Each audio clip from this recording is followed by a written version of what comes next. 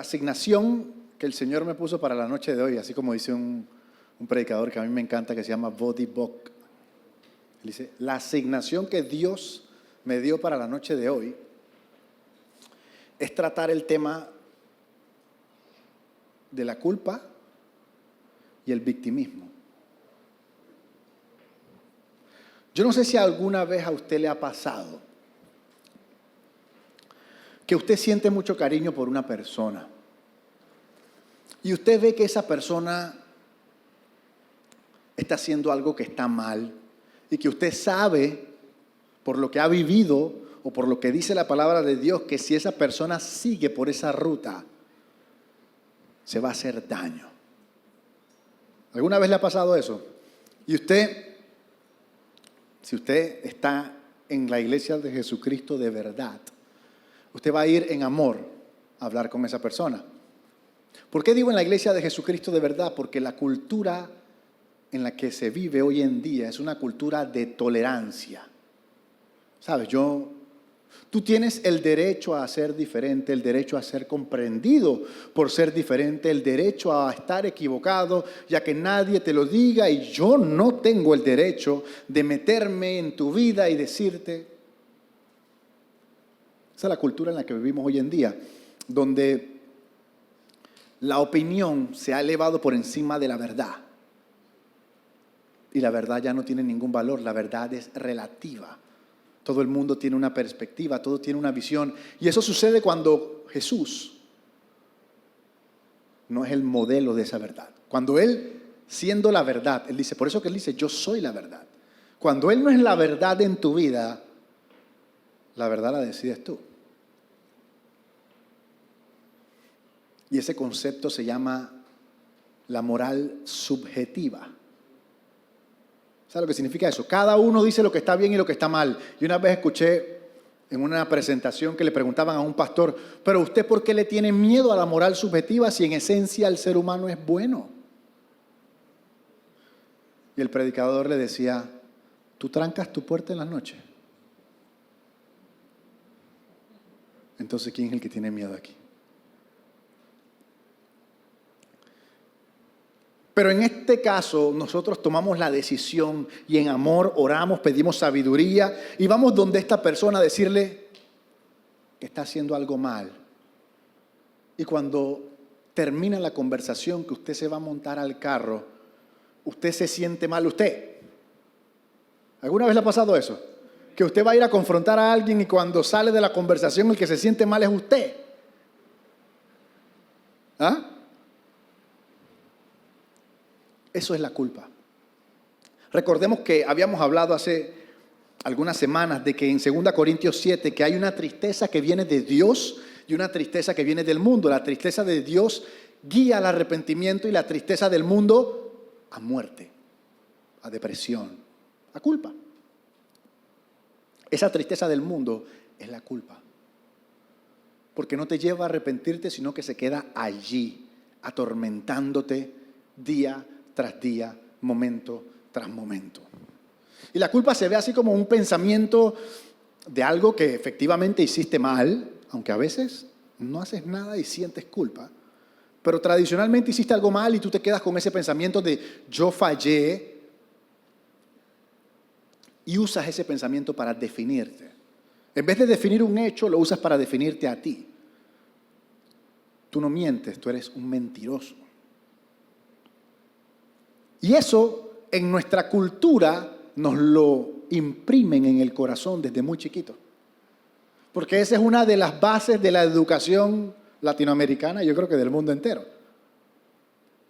Cuando te querían educar, te decían, no hagas tal cosa porque eres malo. Y te van mezclando la disciplina con un mensaje que es negativo, que es ofensivo hacia ti. ¿Sabes? ¿Cuántos tu mamá te decía, ¿cómo me vas a hacer eso a mí? ¿Ah? ¿No ves cómo me haces sufrir a mí? Como una herramienta de educación. O sea, en vez de yo mostrarte cómo hacer lo bueno, uso la culpa para que no hagas lo malo. Y eso es un problema que llega hasta la misma iglesia de Jesucristo, donde por mucho tiempo la iglesia se enfocó en señalar el pecado, pero nunca se enfocó en señalarlo a Él. Y nosotros venimos de ese contexto. Inclusive hay una mentira del enemigo que se siembra en nuestras cabezas donde sentimos que a Dios le agrada que yo me sienta culpable. Mientras más culpable, mientras más días paso llorando por lo que hice, Él me va a perdonar más.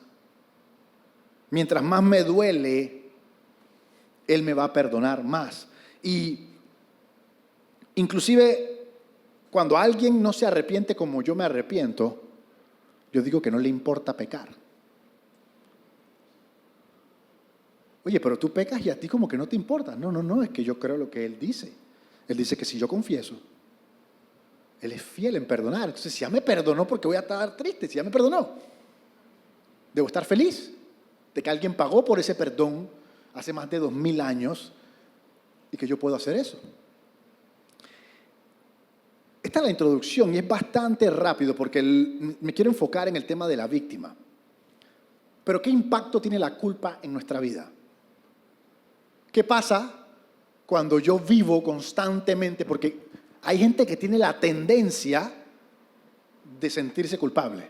Pasa cualquier cosa y el pensamiento, yo no sirvo, otra vez la dañé, otra vez lo hice mal, no soy digno, no soy suficiente.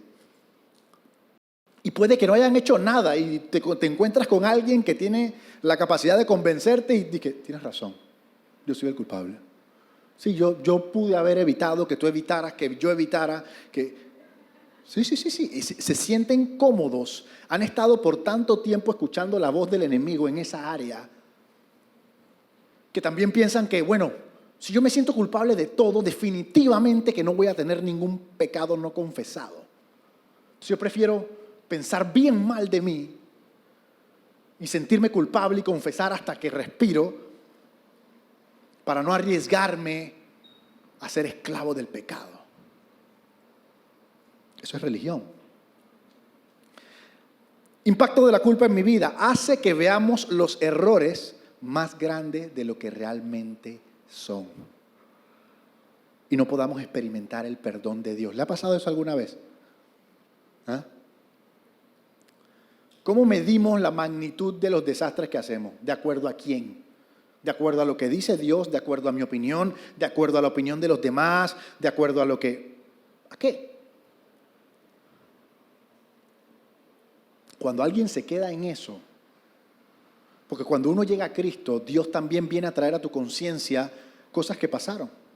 ¿Nunca le ha pasado que de repente usted está así por ahí tranquilo y de repente le pasa un pecado suyo así de que... ¡uf! Dios está limpiando. ¿Usted qué tiene que hacer ahí? Arrepentirse. Y chao. Les voy a poner un ejemplo. Yo me llevaba súper mal con mi mamá. Porque yo era un rebelde de primera categoría, me portaba súper mal. Y cuando tú eres un rebelde, todo el que no está alineado con tu visión es tu enemigo. ¿Tus frenes quiénes son? Los que son como tú, los de la calle. Tu mamá es tu enemiga, así que tú no le hablas, ahí viene otra vez, y no sé qué. La relación son súper negativas. Y cuando Dios quiso restaurar esa relación, yo creo que yo lo he dicho aquí ya varias veces, yo estaba orando y me mostró a una mujer con un paraguas, con un niño, bajo la lluvia a las 4 de la mañana cogiendo un taxi. Esa era mi mamá conmigo cuando a mí me daba asma, cogiendo un taxi porque no tenía carro bajo la lluvia. Y yo orando y yo viendo eso y eso me llevó al piso mal. Y desde ese momento, ¿eso qué provoca? Eso provoca una ruptura de mi orgullo y ganas de... Porque mi mamá, las mamás, los papás siempre van a estar abiertos a tener una buena relación con su hijo. Así que era que yo me decidiera a vivir la bendición de tener una relación con mi mamá. ¿Me explico? Pero tú te puedes quedar la vida entera pensando cuánto hice sufrir a mi mamá. ¿Sí o no? Tú puedes agarrar esa imagen y en vez de usarla para restaurar la relación con tu mamá, puedes vivir la vida entera atormentado por cuánto hiciste sufrir a tu mamá. Y esa no es la idea. Tristeza de Dios, arrepentimiento, cambio de mente, se reparó la relación. Tristeza del diablo, te pasas la vida entera, dije, hasta cuando se muere, te estoy llorando por lo que la hiciste sufrir.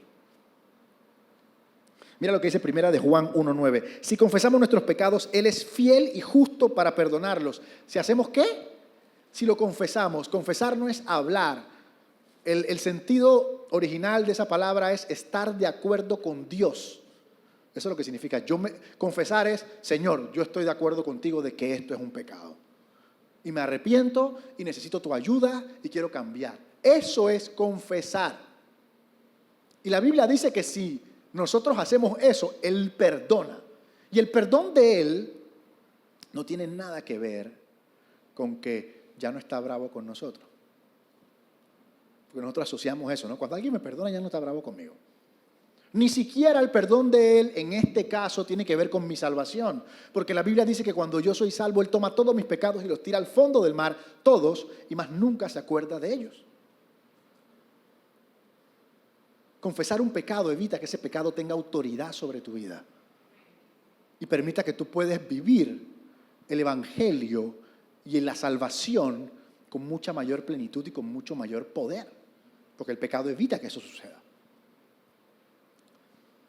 Entonces, ¿Dios es fiel en perdonar? O sea que cada vez que yo confieso, yo debería salir de ahí súper contento. Me acaban de perdonar. ¡Pac! Fuera esa atadura. Mira lo que dice Romanos 5:20.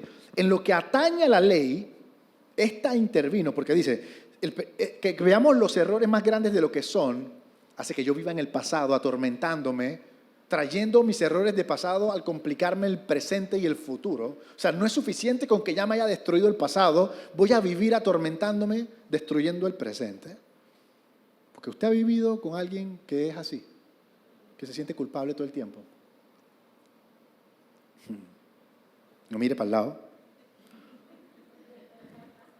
Hace que no vivamos bien el presente y no podamos experimentar la bendición del perdón de Dios. Mira la magnitud del perdón de Dios donde se revela. Romanos 5:20 dice, en lo que atañe a la ley, esta intervino para aumentar la transgresión. ¿Qué quiere decir eso? Dice la Biblia que la ley llegó no para crear el pecado, sino para llamar al pecado por su nombre, para identificarlo, para darle nombre, para que la gente supiera que eso es pecado. Por eso que dice que aumentó. Pero no es que aumentó, no es que la gente comenzó a pecar más, sino que ya son responsables del pecado. Entonces, a mí me encanta ese verso porque nosotros siempre decimos, donde abundó el pecado, pero realmente entendemos qué significa eso.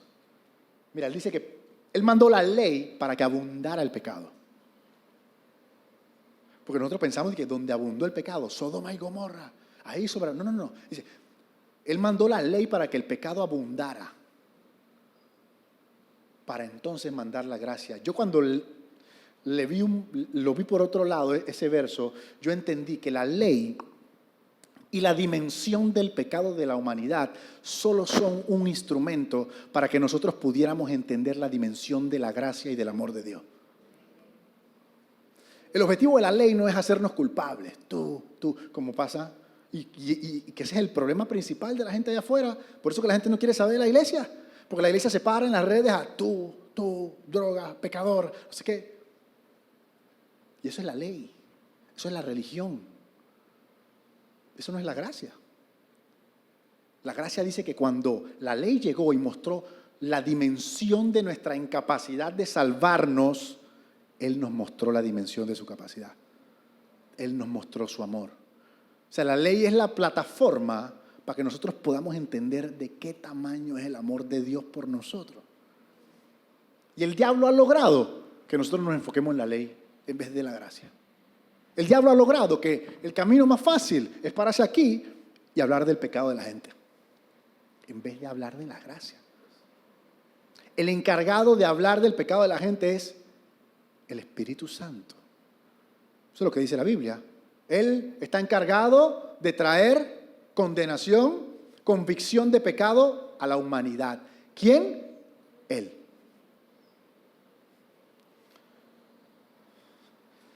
Pero cuando tú vives en la culpa, tú no eres capaz de vivir la bendición del perdón de Dios para tu vida. No eres capaz. Porque si estás culpable es porque no has recibido el perdón. Entonces no crees, no tienes fe en esa palabra de perdón. No tienes fe en que ese pecado fue pagado. Tú lo quieres cargar cuando ya Jesucristo lo cargó.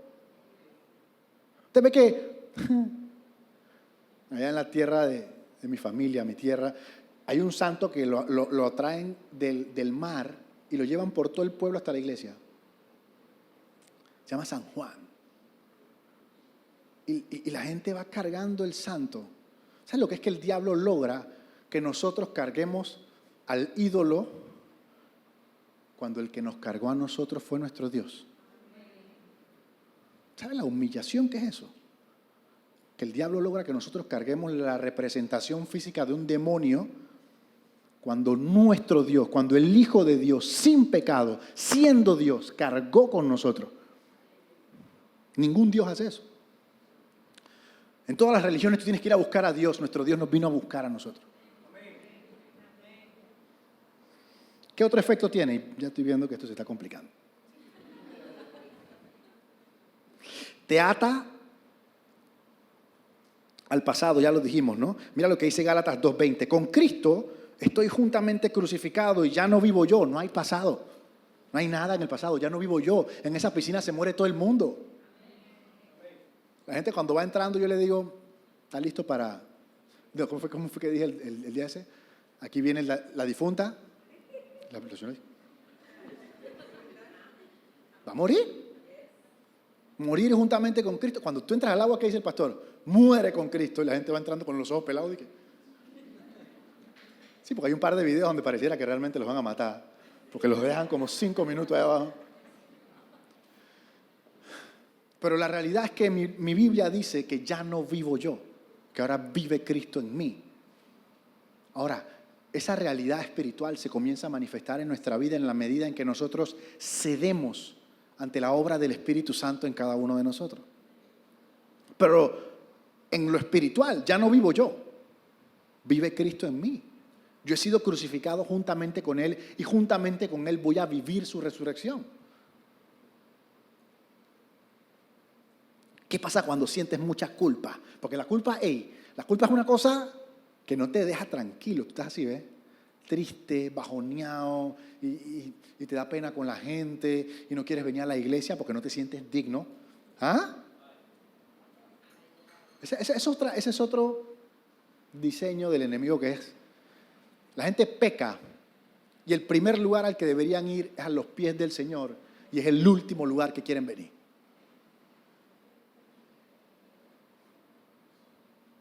¿Y eso a dónde lleva? A pecar de nuevo.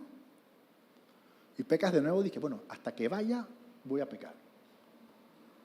Sí. No me miren así, que sabemos. Y como eso es tan molestoso, tan angustioso, que uno no puede dormir, ¿qué hace uno? Con todo lo que uno no puede controlar, con todo lo que lo desespera, uno trata de resolverlo. ¿Y qué comienza a hacer? Religión. Cuando uno se siente bien culpable, uno quiere calmar eso con obras. ¿Le ha pasado? Dice que peco, vamos a evangelizar. Porque no puedo dormir si no hago eso. Yo tengo ahorita mismo una carga aquí que si yo no hago algo, no hay que pintar la iglesia, no hay que hacer, porque yo necesito hacer. Pero la Biblia dice que yo necesito confesar.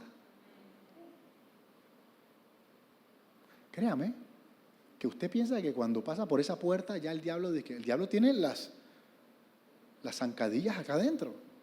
Y en cualquier cosa que tú busques resolver por ti mismo, mire, el evangelio está diseñado para que todo sea resuelto por Dios. Usted nada más tiene que acudir a Él. Usted nada más tiene que someterse a Él. Usted nada más tiene que humillarse delante de Él. La obra del Espíritu Santo es tan malentendida, pero es tan poderosa.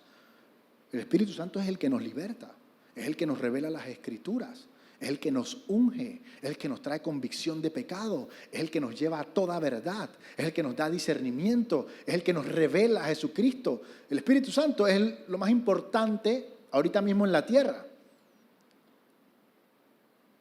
El sistema está diseñado para que Dios exponga en usted la debilidad, la necesidad, y usted lo busque a Él.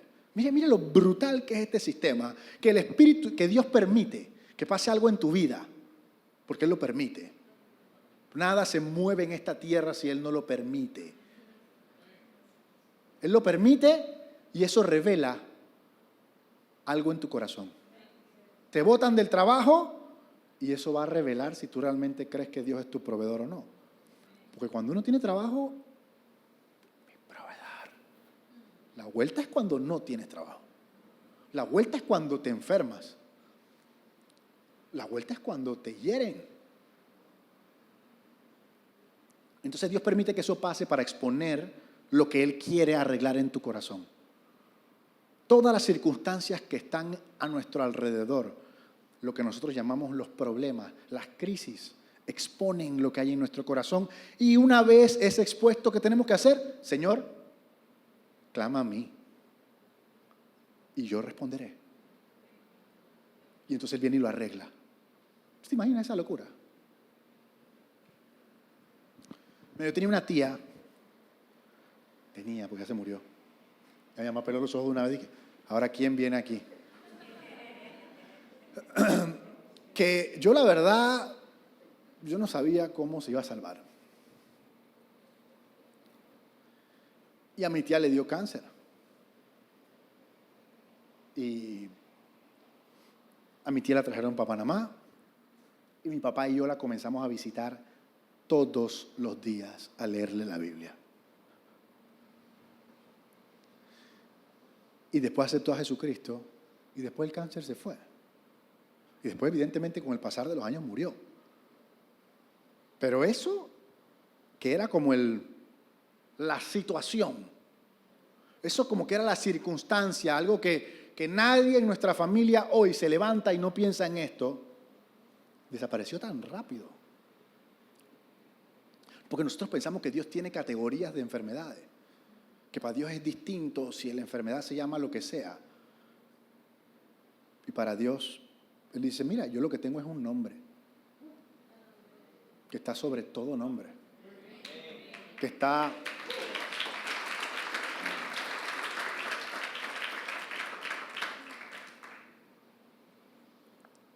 sobre toda enfermedad. Él dice, por tus llagas hemos sido sanados. O sea, en lo espiritual, estamos sentados juntamente con Cristo y en el cielo no hay enfermedad. Así que por tus llagas hemos sido sanados. Y él dice, yo cargué con todas tus enfermedades en esa cruz. Con todos tus pecados. Nosotros somos los que queremos ranquear las enfermedades, los pecados. Entonces,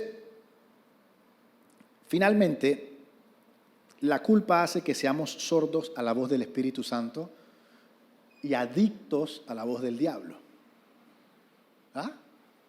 Usted se preguntará, ¿pero por qué a la voz del diablo? Bueno, Apocalipsis 12:10 dice, luego oí en el cielo un gran clamor, han llegado ya la salvación y el poder y el reino de nuestro Dios, ha llegado ya la autoridad de Jesucristo, porque ha sido expulsado el acusador de nuestros hermanos. O sea que cuando tú vives bajo la influencia de la culpa, es porque tú le estás prestando atención a la voz del acusador. Mire, allá en el mundo espiritual, Jesucristo, nuestro Señor y Salvador, está intercediendo 24/7 por nosotros. ¿Usted se imagina eso? Yo no sé, ¿usted se imagina a Jesucristo intercediendo allá arriba por usted en este momento para que usted reciba esta palabra? Pero de la misma manera, el diablo nos está acusando 24/7 también. El diablo, no lo subestime, era el más inteligente, el más hermoso de los ángeles. Él te tienta, tú caes y te va a acusar. Es un salvaje. Pero es así. Entonces, cuando lo que tú estás escuchando no te lleva a buscar el perdón y la misericordia de Dios, sino que te humilla y te hace sentir mal, ese no es papá. El diablo va a hablar del pecado que cometiste, porque para Él tú eres un hijo. Perdón, el Señor va a hablar del pecado que cometiste, porque para Él tú eres un hijo. El diablo te va a llamar por el pecado que cometiste. O sea, el Espíritu Santo te va a decir, acabas de mentir. Tú sabes que eso está mal. Y tú vas y confiesas, Señor, he mentido. Pero Dios no te llama mentiroso, porque tú no eres mentiroso. Tú eres un hijo de Dios. El diablo sí te llama mentiroso. El diablo te llama, porque te quiere humillar, porque quiere influenciar la imagen que tú tienes de ti mismo. Él quiere que tú pienses que realmente eres un mentiroso. Porque si Él logra que tú pienses que realmente eres un mentiroso, es más fácil que mientas. Es que yo soy así y yo nací así. Y esa es otra mentira. La realidad es que sí nacimos así. Nosotros nacimos, como hemos dicho 1.000.000 de veces, con la naturaleza pecaminosa de Adán, capaces de lo que sea. Justo antes de ayer estaba hablando con mi esposa de eso. Yo le decía, es que nosotros creemos que es que, no. Mira, cuando Hitler era un bebé, uno no sabía que él iba a hacer eso, pero él tenía el potencial de hacer eso, porque ya él tenía la naturaleza pecaminosa. Evidentemente el contexto en el que él se cría, la influencia que él tuvo, lo llevó a hacer eso. Pero cuando nosotros somos bebés, ahí no estamos salvos. Tenemos una naturaleza pecaminosa. No hemos aceptado a Jesucristo, no ha comenzado a cambiar nuestro corazón. Párele bolas a un niño para que vea cuando le grita y te mira y... ¿Te acuerdas? ¿Ah? Papá, tú miras esos ojos y tú dices, ¿y este? Si tuviera una AK-47 te dispara.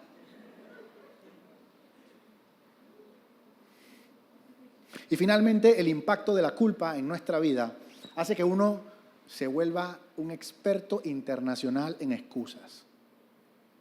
¿Ah? Pasó tal... Tú no sabes. Porque como la culpa te da duro, tú lo último que quieres es reconocer que fuiste tú. Así que tú dices, es que lo que pasa es que... ¿Ah? ¿Dónde usted ha escuchado eso? Y el problema de eso, de que uno se vuelve maestro de las excusas, por cierto, las excusas son mentiras. ¿Pero cómo es eso? Bueno, yo voy a llegar a las 3 de la tarde y te chocas en el camino, ¿ah? Y después tú llegas y dices, llegué a las 4 porque me choqué. ¿Cuál es la mentira ahí? Porque se chocó, ¿verdad? La mentira fue que dijiste que ibas a llegar a las 3 y llegaste a las 4. Eso es bien extremo. Tú lo dijiste, no yo. El reino de los cielos no trabaja en base a intenciones. Dice, bueno, pero es que mi intención era. No, tú dijiste. Entonces a lo mejor cúrate en salud y dices que yo voy a intentar. ¿Y te va bien? Hay gente que eso no le va a servir. Pero por lo menos no vas a decir, yo voy a llegar, porque tú estás diciendo.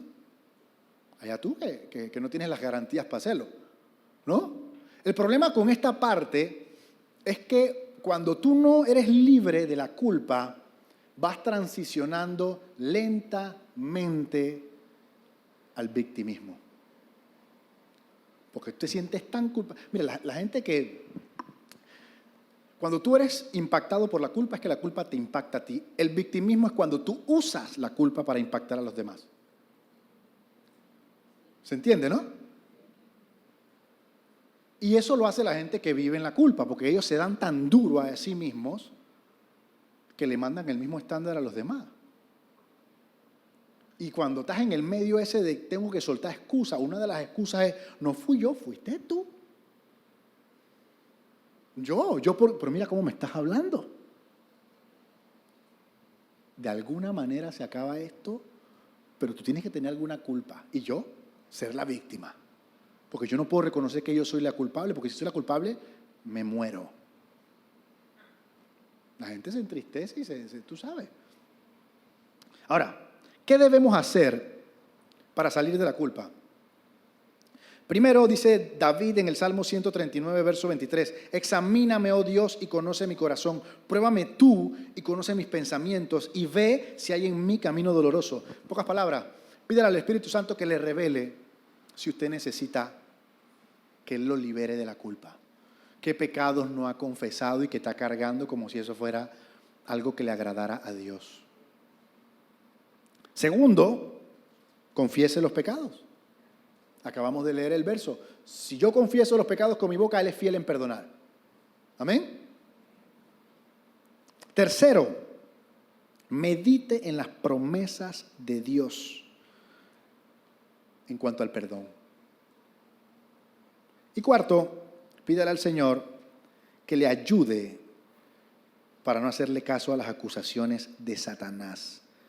Romanos 8, verso 1 dice, por lo tanto, ya no hay condenación para los que están en Cristo Jesús. Pues por medio de Él, la ley del Espíritu de vida, me ha liberado de la ley del pecado y de la muerte. Así que cuando usted escuche algo que no suena a la voz de nuestro Padre, usted dice, no hay condenación a los que están en Cristo Jesús, y yo estoy en Cristo Jesús, así que Él sabe porque Él no es omnipresente.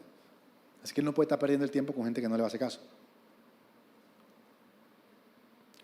Victimismo. Bueno, ¿qué es una víctima? Una víctima es una persona que ha sido impactada por un evento negativo. Real. O sea, realmente le pasó algo a alguien. ¿Qué es una mentalidad de víctima? Cuando no ha pasado nada y tú andas por ahí y dices, todo el tiempo así, arrastrando las sábanas. La mejor manera para explicar esta parte, que es el uso de la culpa para lograr que los demás hagan lo que yo quiero, eso es el victimismo. Juan 5:3 dice, en estos estamos hablando del estanque de Betesda, cuando Jesucristo llega al estanque de Betesda. Dice, en estos pórticos, habían 5 pórticos, Jesús entró por la puerta de las ovejas, imagínense, entró a Jerusalén por la puerta de las ovejas, siendo Él el sacrificio, ¿no? Por esa puerta metían las ovejas que iban a ser sacrificadas y Él entró caminando, dije. En esos pórticos se hallaban tendidos muchos enfermos, ciegos, cojos, paralíticos, que esperaban el movimiento del agua, del estanque ese, porque decían que un ángel descendía de tiempo en tiempo al estanque y agitaba el agua y que el primero que descendía al estanque después del movimiento del agua quedaba sano. Mire, enfermos, paralíticos, ciegos, cojos. Es la condición del mundo de hoy. No físicamente, pero espiritualmente. Ese estanque era una imagen súper deprimente. Usted llegaba ahí y todo eso estaba lleno de paralíticos, ciegos, cojos, enfermos, alrededor de un estanque. Un estanque es un agua estancada, no es un agua viva que está corriendo, es un agua que está ahí estancada, o sea que tiene que oler pésimo. Y honestamente, la razón de existencia de ese estanque era para lavar los animales que iban a ser sacrificados. O sea que ese lugar tenía que ser súper hediondo, súper horrible, lleno de paralíticos. A ese lugar entra Jesucristo. A ese lugar, porque yo quiero que usted sepa que a ese lugar los ricos no iban a ir. Y los religiosos mucho menos. Pero nuestro Señor llega donde la religión no llega. Nuestro Señor llega a donde el dinero no es suficiente. Hay condiciones y hay situaciones que no importa cuánta plata tú tengas, no la puedes resolver. Y si quieres busques en Google el cuento ese de que te puedes comprar una cama, pero nunca comprarás descanso y todo ese poco. Son como, sí, porque no voy a, son como 10, ¿no? Puedes comprar una casa, pero no un hogar, todas esas cosas.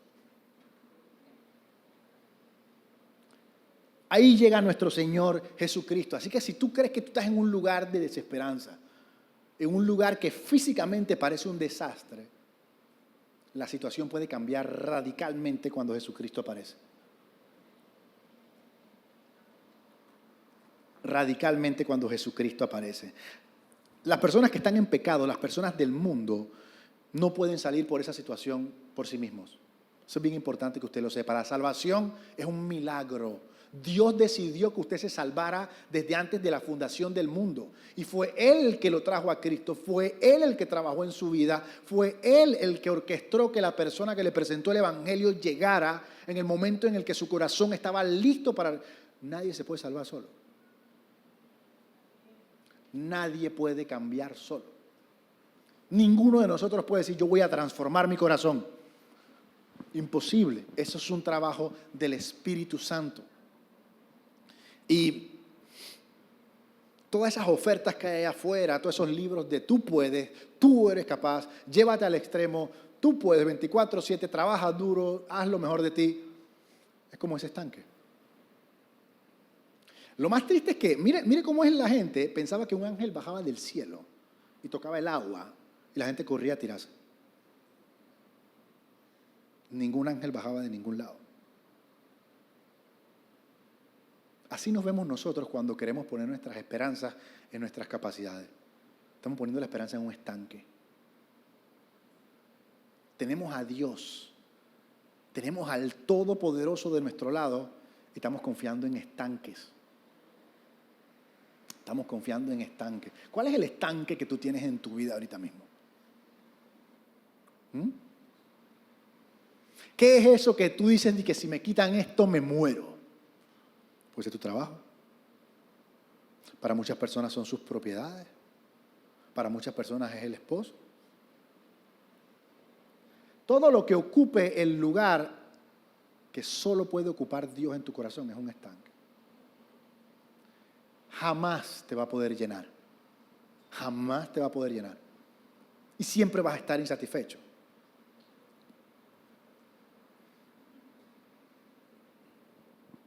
Mira lo que dice el verso 5. Había allí un hombre que hacía 38 años que estaba enfermo. Y a veces nosotros pensamos que nuestro proceso está largo. 38 años, o sea, ya en 38 años, tú ya crees que así es la vida. ¿Sí o no? Yo cada vez que hablo de este tema, yo me acuerdo cuando yo vivía en Brisas con mi mamá, que evidentemente todo el tranque que hay para llegar allá, yo me acostumbré a agarrar por Campo Limber y todos esos lados, San Pedro, llegaban acá. Y después abrieron los corredores y yo me acuerdo que un tiempo eso se evacuó, porque yo no me di ni cuenta. Porque como yo pensaba que el problema era así y siempre iba a ser así, yo me mantuve por la otra ruta. Y muchas veces cuando hay un problema que dura mucho en nuestra vida, nosotros buscamos una manera de sobrevivirlo. Porque tenemos que vivir con esto, entonces tengo que buscar la manera de sobrellevarlo. Porque no puedo estar todo el tiempo doliéndome y pensando en ese problema, así que yo voy a encontrar la manera de ser feliz. Pero nuestro Señor no murió en la cruz para que nosotros estuviéramos sobreviviendo a nada. Nuestro Señor murió en la cruz para que viviéramos la plenitud del Evangelio, de su libertad y de su poder en esta tierra. Y no podemos conformarnos con nada que no sea con todo lo que Él nos ofrece. Muchas veces queremos conformarnos y Dios dice, pero yo pagué por tu libertad. ¿Por qué te quedas aquí? Y eso pasa cuando tú pasas 30 años. Mira, si pasa cuando tú pasas un año haciendo algo, ya tu mente dice que la vida es así. Ya, esto nunca va a cambiar, ya esto es así. Imagínate 38 años así. Este hombre había permitido que su condición definiera su identidad. Que su debilidad definiera su identidad.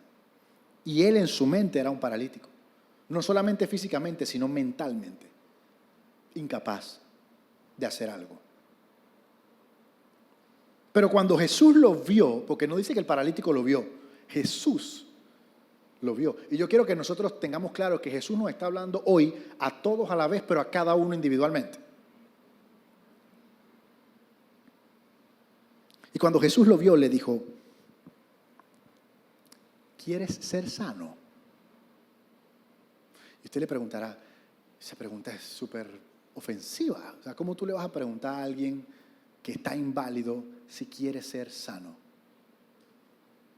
¿Ah? Porque yo te pregunto, ¿tú quieres ser sano? ¿Tú realmente quieres ser transformado por el Evangelio? ¿Tú realmente quieres que Cristo sea formado en ti? ¿Y por qué no hacemos lo que hay que hacer para que eso suceda?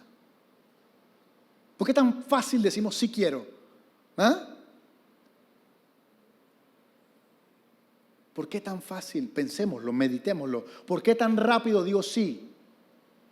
Y mañana cuando me toca pararme temprano a orar, digo no. ¿Qué peso tiene mi sí? Porque ese sí se lo estoy dando a Él. Que dio su sí y hizo su sí.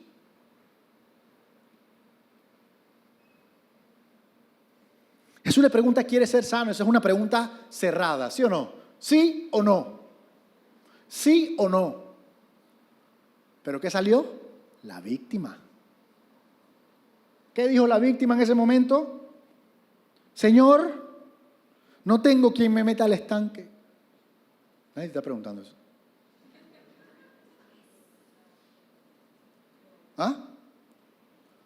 Cuando se agita el agua y cuando yo voy, o sea, como, primero, nadie me mete. Y cuando yo intento ir, llega alguien primero que yo. Es una víctima. Hey, tienes a la fuente de agua viva enfrente tuyo. Tienes al Salvador de la humanidad, al Todopoderoso enfrente tuyo, y te está diciendo, ¿quieres ser sano? Y tú le estás hablando a la fuente de agua viva del estanque.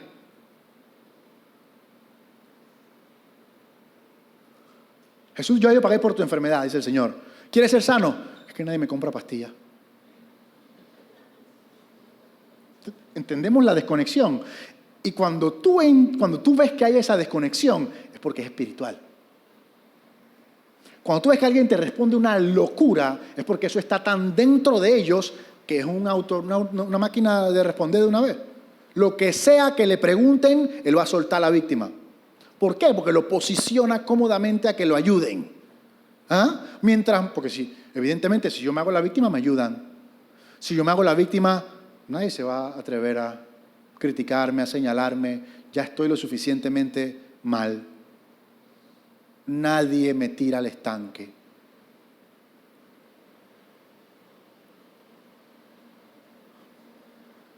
¿De dónde nace esa actitud realmente? Génesis. Adán, ¿qué fue lo que pasó? Primero que todo, tú me diste a esa mujer. O sea, yo no sabía que tú ibas a hacer eso. Yo no tengo el poder para crearla, ¿sí o no? Tú me la diste. Y luego ella, que sabe que yo como hasta ahora, me dio esa manzana. Yo que iba a saber, todos los días me ha dado frutas, yo que iba a saber que hoy se le iba a ocurrir sabotear la obediencia que tenemos contigo. También que nos llevábamos cuando estábamos solos. ¿Ah? ¿Y qué hizo Eva? ¿Qué hizo Eva? Tú creaste ese bicho. Y tú lo hiciste sabio y etcétera. Y tú creaste al otro también que se metió adentro. Y ellos me dijeron unas cosas que, bueno, desde esa época se están haciendo las víctimas. ¿Qué busca el victimismo en esencia? No reconocer la responsabilidad. No reconocer la responsabilidad. Nadie me tira al estanque. La excusa que más se le dice a Dios, no fue mi culpa. Miren, yo le voy a decir una cosa. Nosotros no podemos engañar a Dios. Nosotros queremos venir con un jarabe, con unas historias y unos cuentos que le podemos echar a todo el mundo. Pero Dios sabe realmente que en el momento adecuado nosotros decidimos, lo quiero hacer.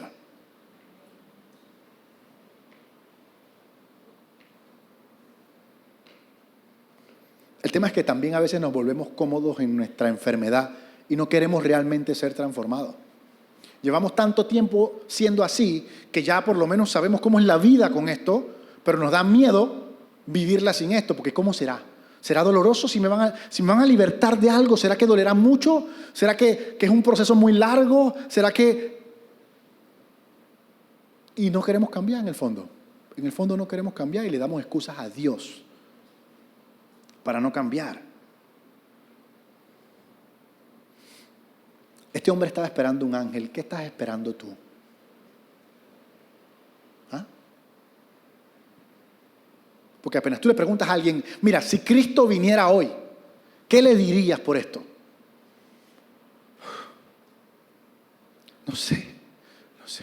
¿Y por qué no cambias? Tampoco sé.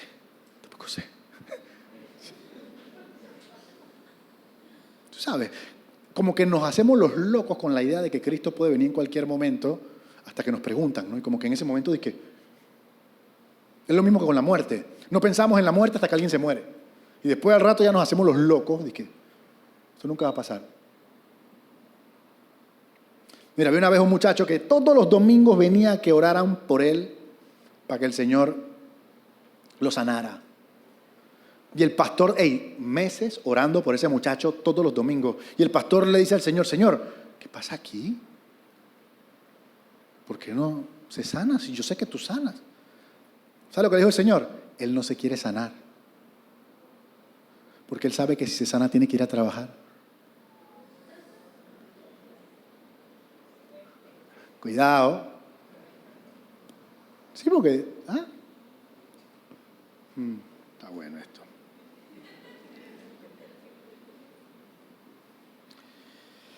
Ay, mire, le echamos la culpa a todo lo que se pueda. Le echamos la culpa a Dios, obvio. Le echamos la culpa a nuestro jefe, a nuestros compañeros, a nuestros esposos, a nuestros padres por habernos educado así, a los bullies que nos hicieron daño cuando éramos chiquitos. Por culpa, yo no es que yo quiera ser así, yo soy así porque a mí me hicieron esto. Pero Jesús te puede libertar. Entonces, desde el momento en que tú sabes que Jesús te puede libertar y tú no comienzas a clamar por esa libertad, tú te quieres quedar así. Eso es como tener agua en la refri y andar por ahí arrastrando la lengua de sed por la casa.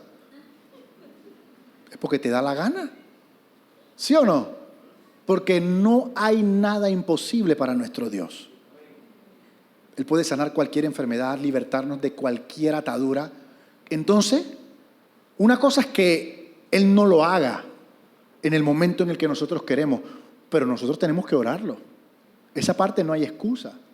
Luego está la voluntad y la sabiduría de Él de cuándo hacer las cosas. Pero nosotros deberíamos orarla. Porque muchas veces oramos por nuestros hijos por cosas que no oramos por nosotros mismos también. Mire, yo le voy a decir algo. El victimismo no te permite reconocer tus responsabilidades. Y reconocer tus responsabilidades, confiesa tus pecados con tu boca y Él es fiel en perdonar. Es el primer paso para que Dios te haga libre de las cosas. Si no reconoces, no puedes ser libre. Una vez escuché que, como una analogía del evangelio y un juzgado, donde decían que Dios es el juez justo, ¿verdad? Decían que el Espíritu Santo es el fiscal que nos acusa de nuestro pecado.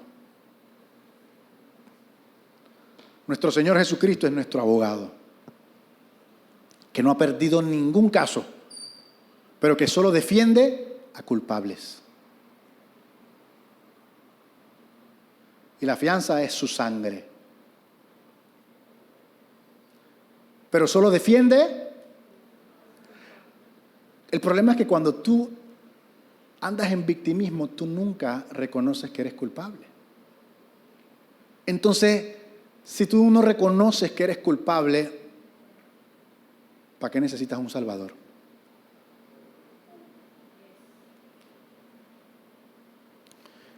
Lo bueno de esto es que nada es todo o nada. Porque comencé diciendo, No hay que recibir la culpa de todo. ¿Me explico? Pero tampoco somos inocentes de todo. En el Evangelio todo está guiado por el Espíritu Santo. Él te trae la convicción del pecado, del que eres culpable, evidentemente, para que te arrepientas. Es Él. ¿Cómo hago entonces? Tienes que pasar tiempo con Él. La solución de todo el Evangelio es pasar tiempo con el Espíritu Santo y nuestro Señor Jesucristo. Porque de esa manera tú te vas a hacer familiar a su voz. Y tú vas a saber cuando el que te está hablando no es Él. Porque el Señor Jesucristo, ¿qué dice? Yo soy el buen pastor. Y mis ovejas conocen mi voz. Conocen mi voz. Como todo en el Evangelio. ¿Qué tenemos que hacer? Como María. Ponernos a sus pies. Amén. Pónganse de pie, por favor. Señor, te damos gracias por tu Santo Espíritu, Señor. Te damos gracias porque esa palabra de que les conviene que yo me vaya para que venga otro después de mí. Señor, ayúdanos a honrar, ayúdanos a tener intimidad con el Espíritu Santo. Estamos tan acostumbrados a orarle al Padre y a Jesús, pero nadie le habla al Espíritu Santo. Señor, echamos fuera todo espíritu de culpa en el nombre de Jesucristo. Toda voz de condenación en el nombre de Jesucristo lo echamos fuera de nuestras vidas y te pedimos libertad en este momento, Señor. Porque no hay condenación a los que estamos en Cristo Jesús. Y también te pido, Señor, que todo espíritu de victimismo se vaya de esta iglesia en el nombre de Jesús. No permita, Señor, que no seamos responsables de las cosas que hacemos. Ayúdanos a confiar en que a pesar de que vamos a reconocer nuestra culpabilidad, tú nos vas a mostrar el amor que nos tienes, la misericordia que nos tienes, la gracia que nos tienes. ¿Cómo vamos a conocer la gracia si no reconocemos nuestros pecados? Te damos gracias, Señor, en el nombre de Jesús. Y todos decimos amén. Denle un fuerte aplauso al Señor.